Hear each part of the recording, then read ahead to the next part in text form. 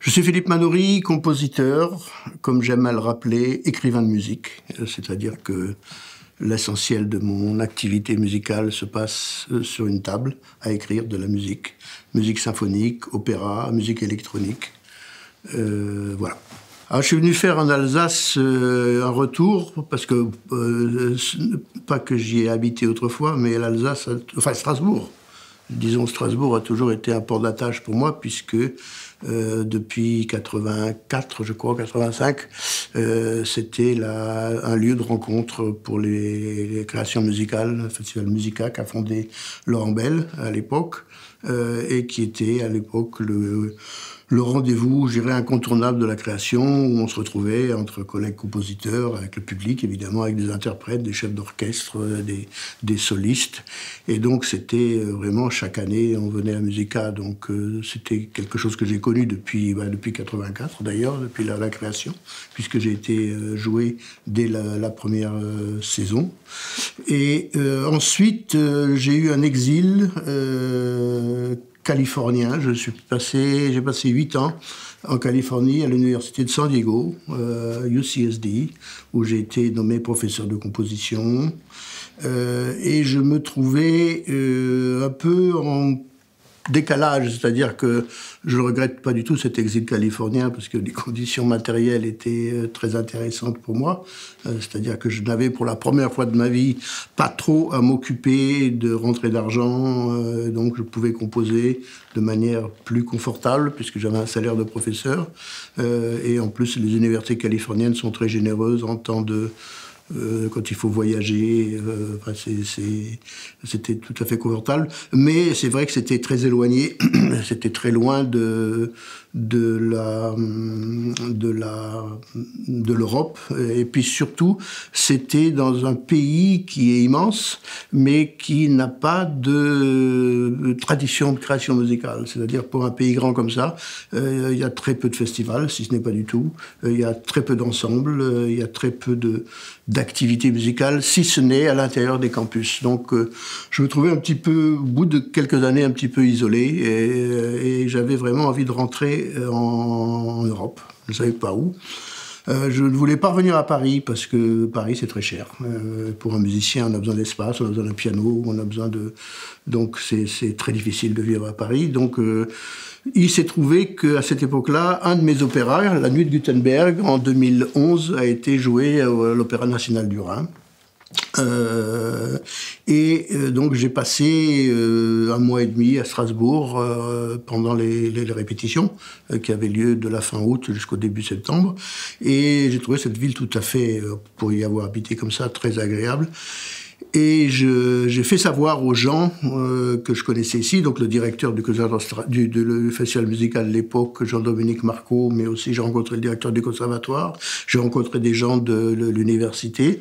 J'ai fait savoir que j'aimerais bien mettre fin à mon exil doré en Californie et revenir en Europe. Et là, les portes se sont ouvertes. Les gens m'ont dit, ça nous intéresse. Donc j'ai pu enseigner au conservatoire. On m'a fait un poste au conservatoire de Strasbourg, à la Haute École des Arts du Rhin. Et puis, effectivement, j'ai pu participer du festival musical. J'ai créé une académie de composition. Enfin, je me suis investi pas mal dans la vie musicale de cette ville à l'époque, tout en poursuivant mes activités de compositeur. Et donc, je me suis installé à Strasbourg fin 2012.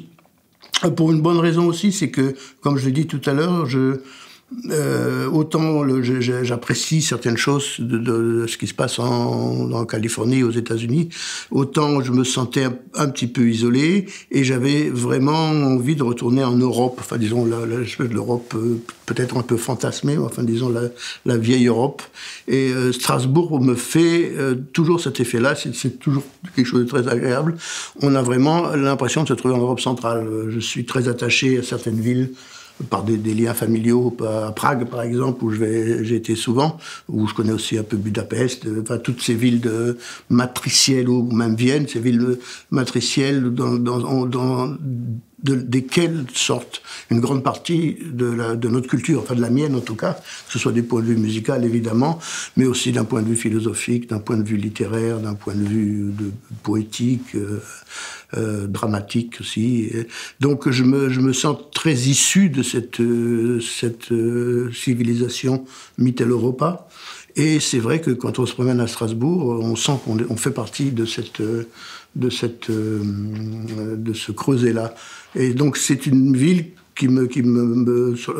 j'ai beaucoup d'attachement avec cette ville de ce point de vue-là aussi, et aussi d'un autre point de vue que j'ai découvert petit à petit, qui est finalement une ville très cosmopolite. Je trouve que Strasbourg, c'est pas une très grande ville, enfin c'est pas petit, mais enfin disons, c'est pas une grande capitale, c'est pas petit, c'est pas grand, c'est une bonne taille, et c'est une ville très cosmopolite. On voit beaucoup de gens vraiment de toute nationalité, que ce soit des Chinois, des Japonais, des Arabes, des Africains, des Turcs, des Scandinaves. Enfin, on voit une société, à mon avis, de mon point de vue, très, très mélangée, et qui était ce que j'avais connu à Paris quand j'ai vécu à Paris, et puis ce que j'ai aussi un peu connu aux États-Unis quand je vivais aux États-Unis. Donc de ce point de vue-là, ça ne me semble pas une ville centrée sur elle-même, mais vraiment une ville qui est, je dirais européenne, mais enfin aussi dans laquelle il y a beaucoup de choses et beaucoup de gens qui sont très issus de cultures très différentes. Et assez pacifique, je trouve. Une ville qui a un tissu social qui n'est pas violent, qui n'est pas agressif. Donc c'est une ville où il fait assez bon vivre, c'est vrai. Un des grands avantages de Strasbourg, c'est évidemment la proximité de l'Allemagne, pas uniquement Donaueschingen et Darmstadt. Enfin, Darmstadt, personnellement, je n'y ai jamais été, mais Donaueschingen, ça j'avais bien connu. Mais en tout cas, l'Allemagne a cette chose particulière qui est due à son découpage politique en Länder, qui fait que c'est pas un pays centralisé. C'est-à-dire que on trouve des festivals, des orchestres, des opéras, des ensembles dans toutes les villes, que ce soit à Stuttgart, que ce soit à Munich, que ce soit à Cologne, à Berlin, à Essen, dans toutes les villes. Et donc, Francfort, évidemment, Strasbourg est tout à fait proche de ces villes-là. Et comme mon activité musicale, aujourd'hui, je dirais, se déroule de 70 à 75% en Allemagne, plus qu'en France, pour les raisons que je viens d'expliquer, pour cette raison de diversité. Effectivement, habitant Strasbourg, c'est très pratique, évidemment. C'est la porte à côté. C'est une très grande ville musicale. Alors, récemment, je me suis promené dans le centre. Je ne sais plus quelle rue ça se situe. Et il y avait une plaque au-dessus d'un magasin qui a disparu, qui s'appelait Wolf Music, et je crois qu'il n'a pas survécu à la pandémie. Et c'était sur une toute petite place à côté de l'Aubette, pas loin de l'Aubette. Et sur cette plaque, alors la plaque a disparu. Je me suis renseigné pour savoir si les gens allaient la remettre. Apparemment pas, parce qu'ils ont changé. Et c'était une maison toute délabrée. Au premier étage, il y avait une plaque, il y avait écrit dans ce premier étage de cette maison a eu lieu la première représentation chant et piano d'Electra de Richard Strauss en présence de Gustav Mahler et de Alma Mahler. Et cette plaque a complètement disparu, donc moi j'ai encore la mémoire, je sais que ça a eu lieu là, mais personne maintenant ne le sait plus, puisqu'on n'a pas trouvé important de remettre cette plaque. Et donc c'est vrai que Mahler a dirigé, Strauss a dirigé au début du siècle, c'était une ville allemande à l'époque, mais une ville qui avait vraiment les très grands noms de la baguette et des très grands orchestres et des très grands solistes venaient s'y produire, bien sûr. Ce qui n'est moins le cas aujourd'hui. Il y a eu aussi la création d'un ensemble qui est tout à fait, enfin qui continue d'exister, mais qui est tout à fait emblématique, ce sont les percussions de Strasbourg, qui étaient une émanation de l'orchestre, les percussions de l'orchestre. Et c'est un peu sous l'égide, enfin sous l'impulsion de Pierre Boulez que ça s'est constitué dans fin des années 50, mais qui était même pour nous, enfin quand je dis nous, c'est-à-dire à l'époque où j'étais jeune étudiant et même pas musicien, enfin tout le monde en France connaissait les percussions de Strasbourg. C'était vraiment, je dirais pas pas que tout le monde les avait entendus, mais enfin tout le monde connaissait l'existence de ce projet hors norme qui était si percussionniste, qui avait un matériel faramineux, il fallait un gros camion pour tout transporter, et donc qui créait un répertoire pour l'époque tout à fait nouveau, puisque c'est à partir de cette formation de ces instrumentistes que s'est forgé un répertoire. Maintenant, il y a des milliers de pièces qui existent pour eux, ou qui existent grâce à eux. Pour être tout à fait franc, le Festival Musica, pour moi, a périclité depuis 4 ans, sous la houlette d'un nouveau directeur qui n'assure plus ce que j'appellerais les fondamentaux, c'est-à-dire qu'il n'invite plus les compositeurs, il ne cherche plus à montrer des créations qu'il pourrait voir pendant l'année et qu'il pourrait présenter aux Strasbourgeois pendant la saison de son festival. Il fait un festival avec ses goûts propres. J'ai rien contre ce que fait un directeur montre ses goûts, mais en tout cas, c'est ses goûts propres. Et il laisse sur le côté, toute cette tradition de ce festival qui me montrait des grands orchestres, qui montrait des invitations d'orchestres et de solistes étrangers de renommée internationale qui venaient. À côté de ça, avec des créations plus modestes, des créations de plus grande envergure. Il y avait, quand on cite les noms de Boulez, Stockhausen, Ligeti, Berio, Xenakis, moi, je les ai tous rencontrés à Strasbourg, évidemment, ces gens-là.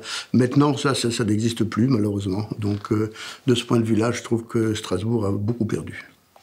Strasbourg montrait, à cette époque-là, la vivacité, la diversité de la création musicale. Et là, maintenant, peut-être que ça va revenir, mais pour l'instant, c'est plus le cas. Non, c'est plus le cas. Il faudrait changer la direction du festival. Tout simplement. Il n'y a pas de solution, c'est celle-ci. Bien sûr que quand les précédents directeurs du festival, Jean-Dominique Marcot, par exemple, avant lui, il y avait Laurent Spielmann, et puis Laurent Bell, évidemment, le fondateur.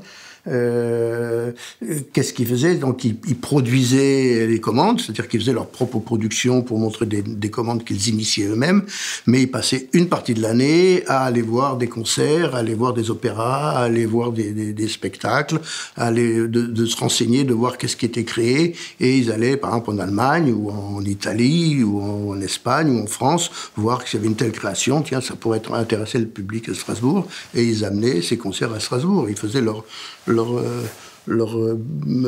festival comme ça. Et donc le festival était un petit peu le reflet de la création qui s'était faite d'un point de vue international, mais aussi avec des grandes formations. Il y avait des grands orchestres, l'orchestre de la SVR par exemple, l'orchestre de la VDR en Allemagne venait très souvent. Moi j'ai vu aussi des orchestres qui venaient d'Italie, l'orchestre de Paris évidemment, l'orchestre de Radio France, toute cette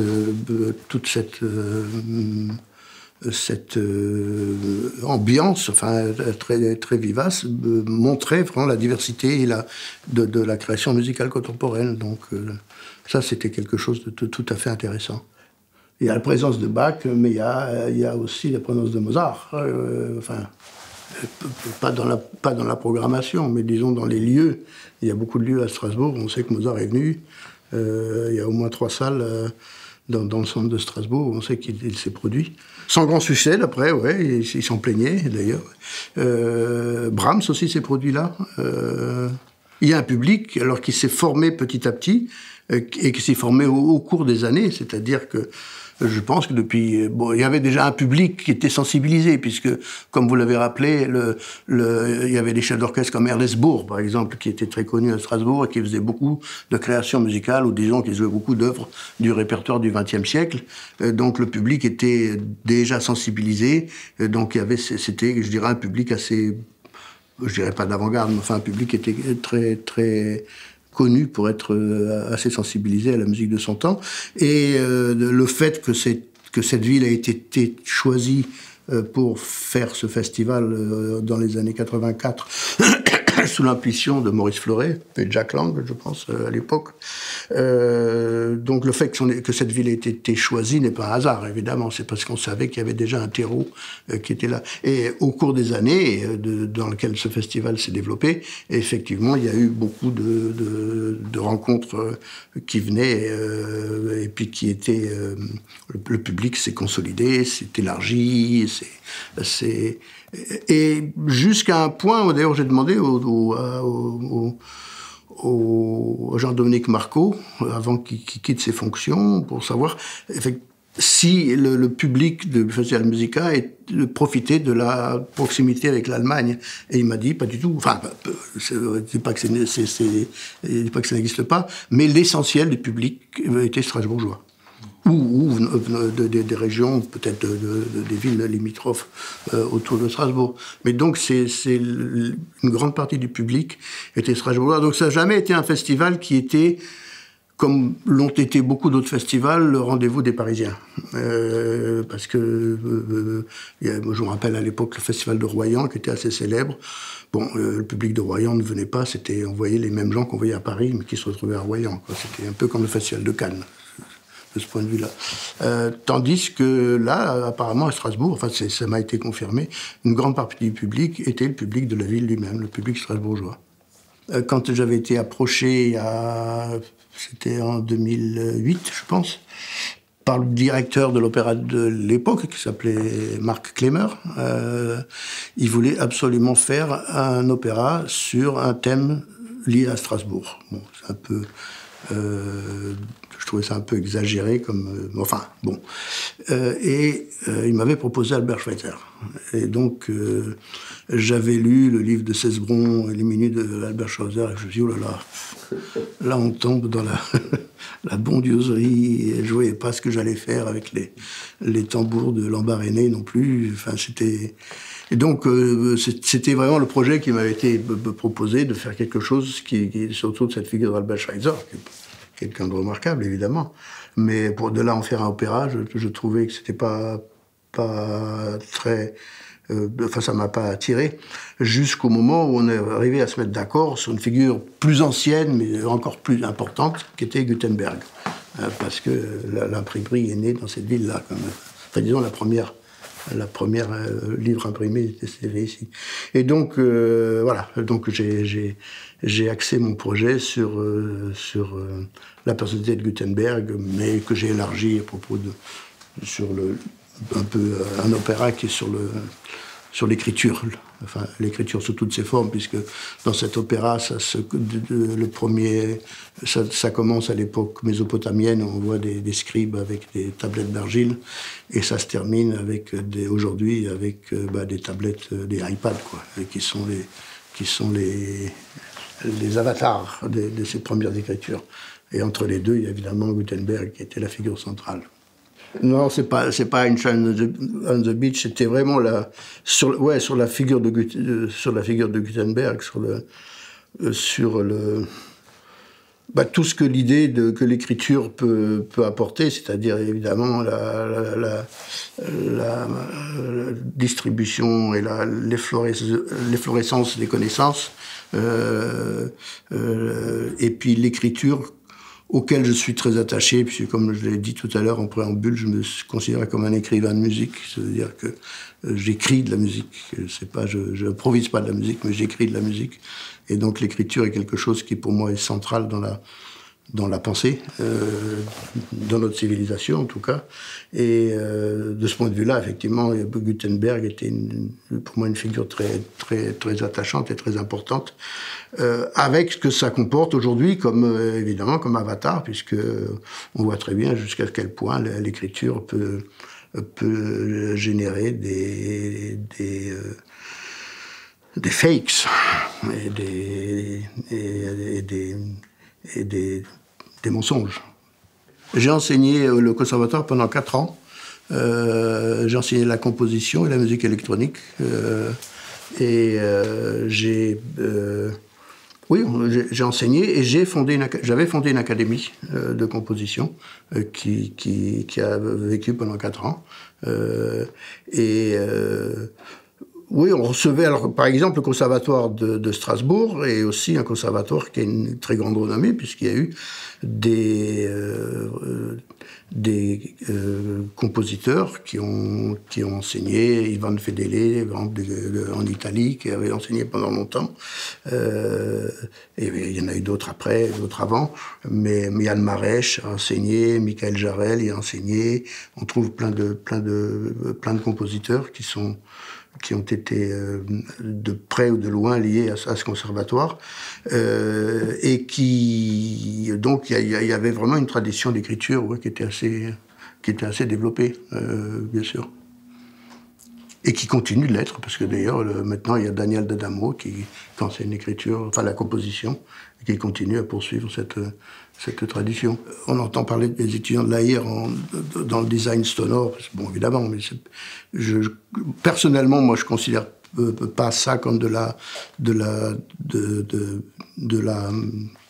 je dirais de la création au même niveau, c'est-à-dire que c'est quelque chose qui est lié à l'image, c'est quelque chose qui est lié à un autre médium, mais vous avez un compositeur qui est malheureusement mort comme Christophe Bertrand, par exemple, qui est une figure maintenant très reconnue, les œuvres sont jouées un peu partout dans le monde. Il y a eu pas mal de compositeurs qui sont sortis de la classe de Strasbourg. Par exemple, moi j'ai eu 2 étudiantes qui commencent à faire une carrière internationale, qui sont Daphné Egebri et Clara Olivares. Elles sont passées par certaines par la Villa Médicis, par l'IRCAM, par d'autres académies, mais certaines ensuite, beaucoup. Enfin, deux de mes étudiants ont terminé leurs études aux États-Unis, ont terminé leur doctorat dans les universités américaines. Si, on entend parler beaucoup de gens qui sortent des classes d'écriture de Strasbourg. Si.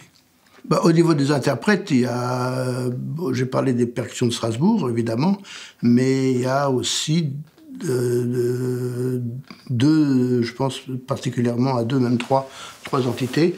L'un, alors c'est qui existe depuis assez longtemps, c'est l'ensemble à Croche-Note, avec Armand Angster et Françoise Kubler, qui ont, eux, vraiment eu une place tout à fait centrale dans la vie de beaucoup de compositeurs. C'est-à-dire que moi, je vois, même ayant été aux États-Unis, tout le monde les connaît. C'est-à-dire qu'ils ont, à un moment ou à un autre, ils ont fait une commande à un compositeur qui fait que cette commande ensuite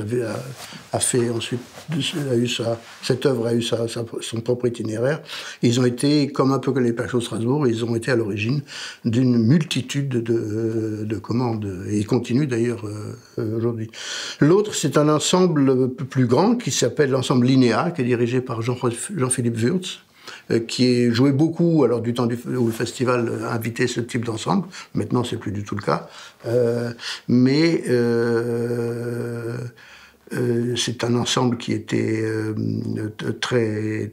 Enfin, qui est toujours, parce qu'il existe toujours, enfin, qui était aussi très engagé sur beaucoup de jeunes créations, qui faisaient moi, j'ai fait plusieurs concerts avec eux, qui étaient dirigés par Jean-Philippe Wurtz, qui avait été un élève d'Ernest Bourg, d'ailleurs, qui est un chef d'orchestre de grande qualité.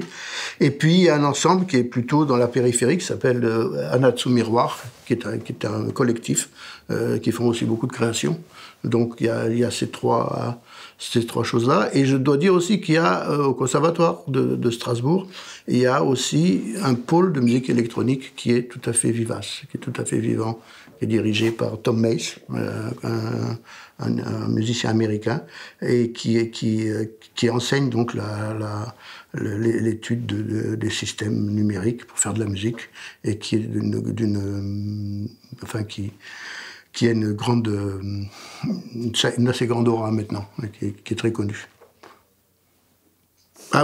Pour moi, l'Alsace, c'est Strasbourg. J'avoue que je connais pas beaucoup l'Alsace. J'ai pas eu le loisir à part chez notre ami Strasser, où nous avons été plusieurs fois. Mais non, pour moi, l'Alsace, je suis très citadin, donc je suis un peu confiné à Strasbourg. Alors, l'envahissement des touristes, ça c'est comme dans n'importe quelle grande capitale, ou une capitale, mais dans n'importe quelle grande ville, l'envahissement des touristes, là on s'y attend d'une semaine à l'autre maintenant, ça va arriver.